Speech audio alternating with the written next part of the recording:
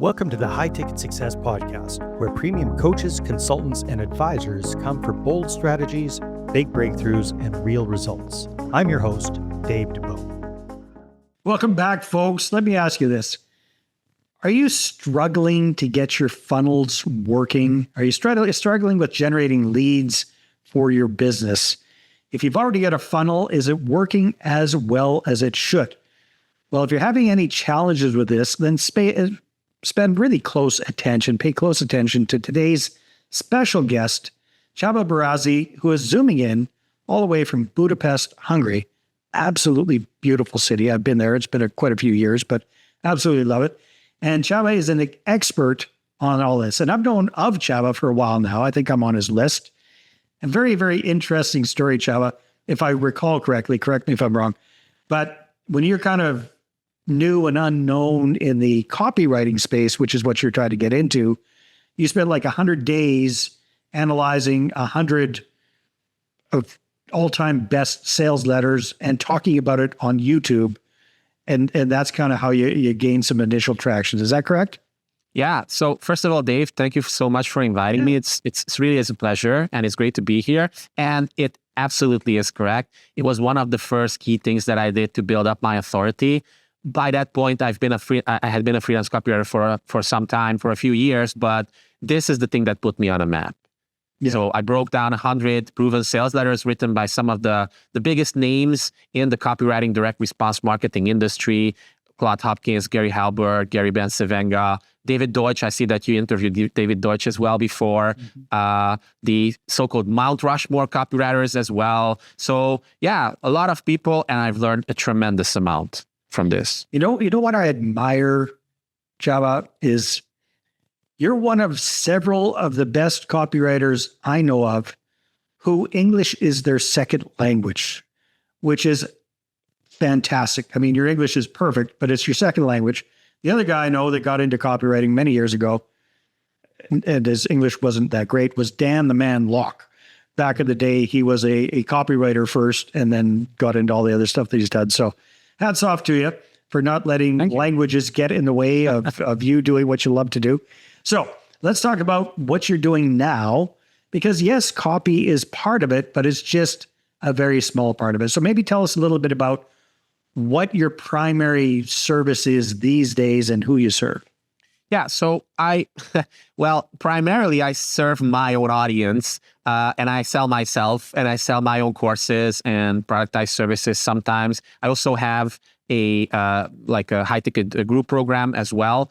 But overall nowadays, one of the biggest segments of my email list are coaches, consultants, experts, people who have some sort of education-based business. They also sell themselves in a way, or their expertise, and they have a marketing funnel that's working to some degree, but they're struggling with lead generation, lead conversion, and something that bridges the two that I think I'm the one person who came up with: lead activation. And lead activation, I think, is the thing that pre-sells people, so that when the lead conversion part comes, they're much more likely to convert into higher quality clients and raving fans as well. And I think a lot of people mess this up because they try to go from lead generation into lead conversion way too fast.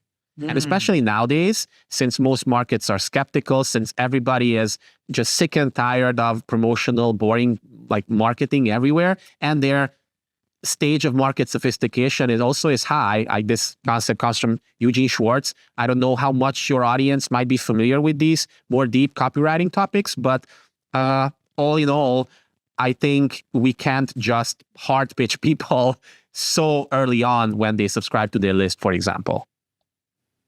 So I would venture to say that most coaches, consultants, advisors are very, very good at what they do, but not particularly good at marketing, perhaps not particularly good at sales. So let's say they have figured out that they need a funnel. You've kind of outlined it a little bit, but what are the biggest issues you see with most, let's say, coaches' funnels these days? Yeah, so I used to work with a lot of coaches. I still do. And one thing that every single time comes up is that Well, the biggest problem for them, in my experience, is lead generation, like generating. They can get people on their email list with giveaways or JV or some basic Facebook ads, but usually these people are not high quality at all. Yeah. So it's an audience problem on the first hand. But on the second hand, since they don't do this lead activation thing that we just discussed, they lose people way too fast, or they keep the wrong people on the list who inflate their numbers, but don't really do anything after that. And then when they say, oh, well, this person has been on my list for 2 months, and I send them one email per week, or a lot of coaches only send like a newsletter, like a monthly newsletter, or one newsletter every 2 weeks.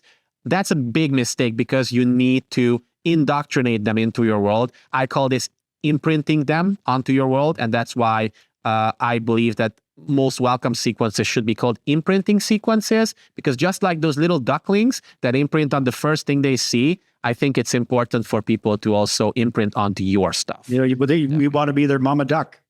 Yeah, because then we're the obvious choice for them.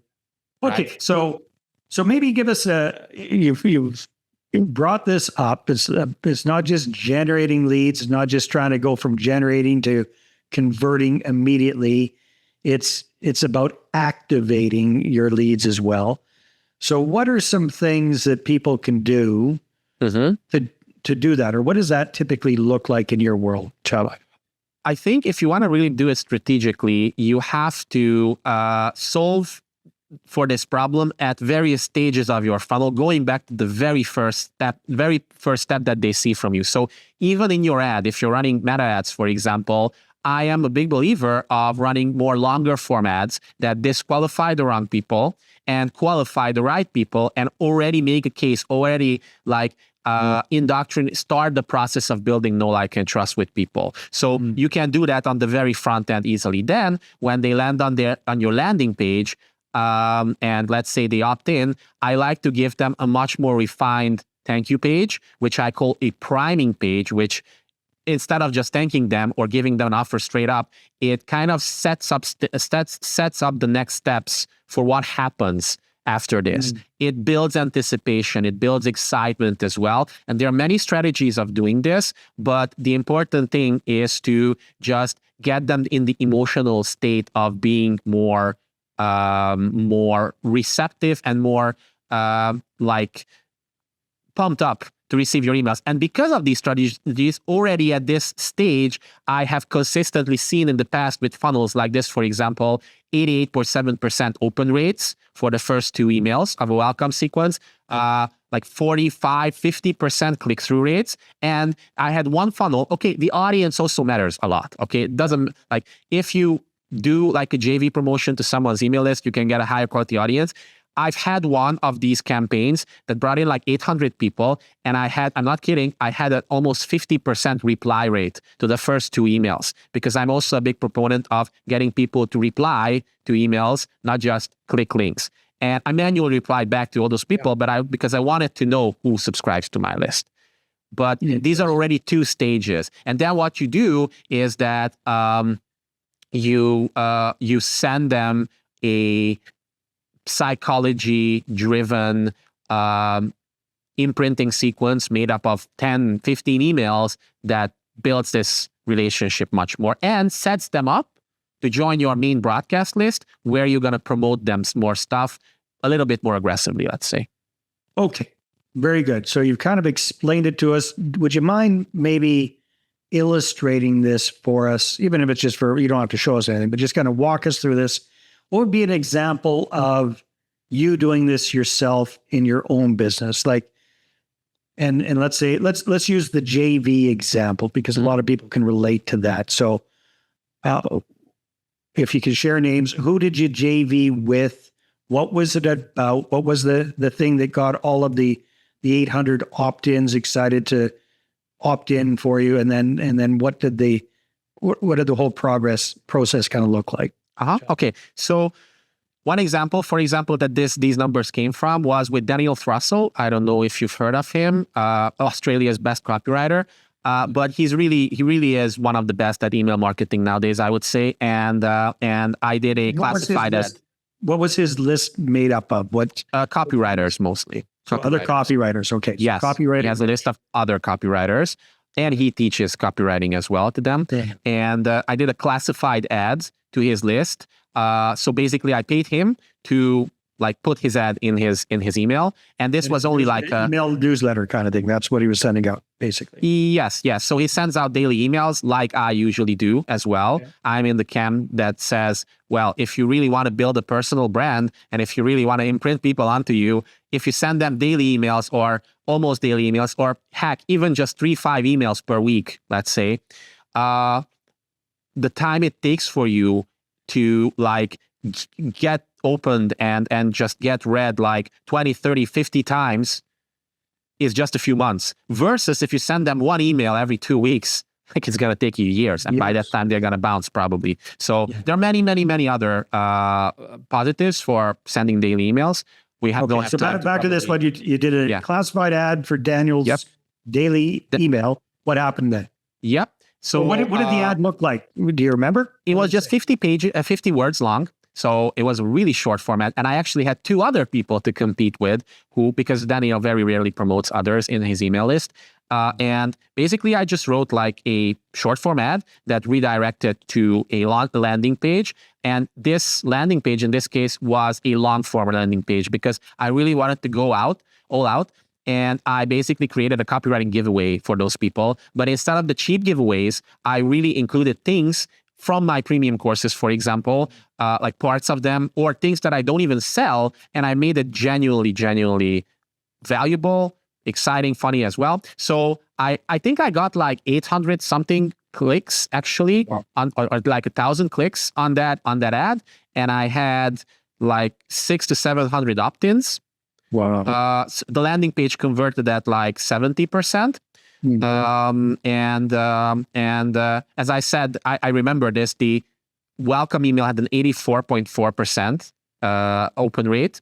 And the first 2 emails had like a 43.4% click-through rate and a lot of reply rates, because in the priming page that I just mentioned, I already set up another bonus, possibly the most valuable bonus that they can get, secret bonuses that they can only get if they reply to my emails. And there was a story on the priming page, thank you page, explaining why this is. Nice. Yeah. Okay. Brilliant. What was just for reference, what was the back end service that you were offering? Was it a course, a program? My tracking wasn't really so good at that point, so I don't know the exact ROI after a while, but I do know that after like 3 weeks, I was at like 3.5x ROI. And I had a few like smaller, lower priced courses. And that also eventually, within like 3 to 4 weeks, this went into an automated email funnel promoting one of my bigger courses. And this was an evergreen funnel with like 2 weeks worth of emails.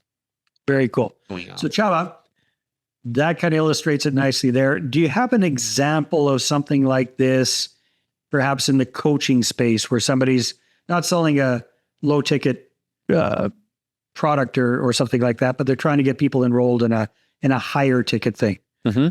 Sure. So in that case, a lot of coaches use ads, for example. I mean, they don't yet have the networking to do JVs with people like Daniel, for example. So I would say you create a long form ad, you link it to your lead magnet hosted on the landing page, which has a big idea. Then that redirects to the priming page that I mentioned. And then you send them like 10, 15 days of emails daily, in which, and this is the key part here, you do this whole rapid lead activation process. And I have a whole book about this. At the end of the episode, I'm going to tell people where they can get it for free. Normally it sells on Amazon. But what I think is really important is how those emails are structured. So in the beginning, like every single email has its own like psychology and why it has to be. But if we just concentrate on the first 5, because I don't want to overwhelm people here, the first one really has to make a great impression, open by giving people what they requested, but also set expectations properly for people.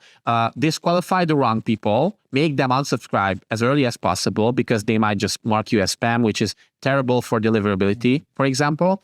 And also these at the very end, I like to do a call to action, like a link-based call to action and a reply-based call to action as well. So already it's really in the same email. In the same email, actually, yeah. So links, if you include a lot of links early on when the ESPs don't recognize you that much, that might be an issue. After a while, you can include more links in an email. That's usually fine. But call to action, reply-based call to actions, they're really cool because they don't trigger any spam like triggers. I mean, if you say all the spammy words, maybe, but less so than an image or a call to action. But also, you're giving people more modalities. And also, the key thing, and this is what I wanted to get to, if let's say somebody's selling a high-ticket service, you can't control.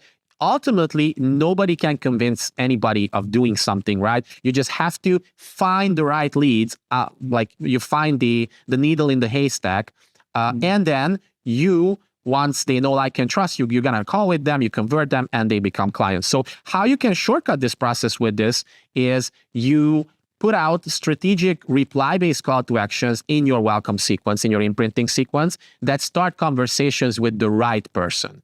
Dean Jackson, for example, a very famous email marketer and marketer in general, calls these 5-star prospects. So people who are willing to engage in a dialogue, people who are friendly and coachable, who know what they want, who know when they want it, and then who are also open to working with you if you give them the right thing. So actually, a lot of conversational conversions happen this way. And I think this is a good way to immediately identify those 5-star prospects and without annoying everybody else. Because a lot of people, what they do is they start hammering out a promotion without segmentation, or they have super complicated segmentations that break and then nobody knows what's happening anymore. But this is a very easy, elegant way to just make certain questions and certain reply-based call to actions for the right people to respond to, and then you can start chatting with them.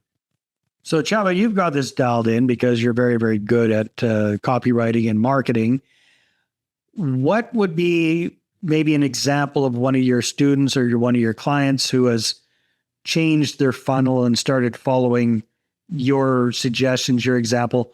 What kind of changes or differences have you seen that make for other people? So I have a whole testimonials page on my website as well. But one thing that immediately comes to mind is someone who was recently a client, and he sells he's a Christian minister, and he sells faith-based things.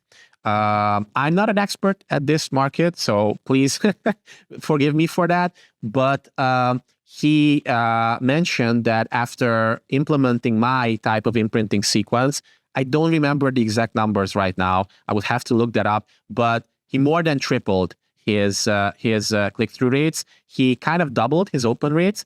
But also the number of people who he started getting in conversations with, that 10x'd or something. Wow. Because before that, he had some links here or there, but they were either just sending people to not so well optimized sales pages, or hey, donate here or something like that, or they were just content pieces or something like that. But he didn't really do these types of reply-based call to actions. But once he started doing this, and there are multiple ways of doing this. Again, you can just start by asking a simple question. Again, Dean Jackson calls this a version of this 9-word email, hey, are you still interested in X?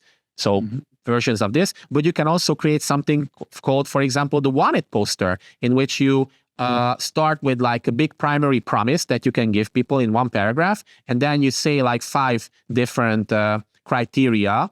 You list those out for who you're looking for. And then you say, hey, if you're interested, just hit reply, say coaching, and I'll get you more details. It can be as simple as that. Nice. And he started getting in a lot of conversations, a lot of calls. People were really appreciating this because, especially nowadays, a lot of people, who gives you personal attention? Not most people don't. And when you do get it, you feel different, especially in this AI, centric world in which we're losing our humanity. Yeah. Yeah, that must drive you nuts because you're in the copywriting space, and so many people think they could just get ChatGPT to do everything for them. Oh, yeah. Got to be I mean, that. make no mistake, I do use AI for like research and other stuff, but even to this day, I couldn't make it work to write in my voice, and I wouldn't anyway, because my voice is my voice. So Yeah. those who think that, oh, I'm just gonna like do a few prompts and then AI is gonna do it for me, well, good luck with that. Maybe you can pull it off for some time, but that one time when your audience member, that one subscriber discovers that you used AI for that and you used it in a cheap way, they're gonna tune out immediately. So you have to learn copywriting, even if these tools are pretty good at copywriting sometimes, especially with the right guidance. You have to understand what's good copy, what's not, and how to do it yourself. And it's going to give you more creative freedom as well. So Csaba, you mentioned earlier on that probably the biggest lever we can really work on is this imprint sequence once somebody opts in for something. I think you said you've got a book about that. Can you tell people a little bit about the book and how they can get that? Sure. So the book is called The Rapid Lead Activator, the fastest, non-sleazy way to get new leads, reading, clicking, and turning into high-value students. And the reason why I said students, I know it's not the sexiest word, clients would be better or something, but if you do this right, people will become your students. And as a coach, that's what you want. You want people to look up to you as an authority. Don't just look at someone who wants to sell them something, right? This sells on Amazon, but if you go to gameofconversions.com/RLA, so letters RLA for Rapid Lead Activator, you can get it for free. And I also built out a AI-powered assistant that can help you build these out. It's not going to create the perfect output, I'm telling you up front, but it knows the book really well, and I fed it a bunch of other stuff as well. And it's very user-friendly. It's like a wizard, like an installation wizard, and it's going to get you something that's good enough, for sure. Beautiful. For the rest of us that aren't great copywriters, that's music to our ears. So Csaba, this has been really good. Thank you so much for being on the show and sharing your insights and your experience, and the whole idea of really getting this, turning that welcome sequence into an imprint sequence. I like that whole idea. So thanks very much for being on the show. Yeah, it was my pleasure. And one more thing, if I may, once people opt in, they can see it in action. So one of the cool things about this is that you don't just get the theory and you get templates and everything, but you're going to see how I implement this in real life. So give us the URL one more time, Csaba. gameofconversions.com/RLA. But I guess people are going to find the link in the show notes too. They will. Awesome. Thanks again, my friend. Cheers. All right, everybody, take care. We'll see you on the next one. Thanks for listening to the High Ticket Success Podcast. Want to be featured, share your story, and inspire other premium coaches, consultants, and advisors? Apply now at highticketsuccesspodcast.com/guest.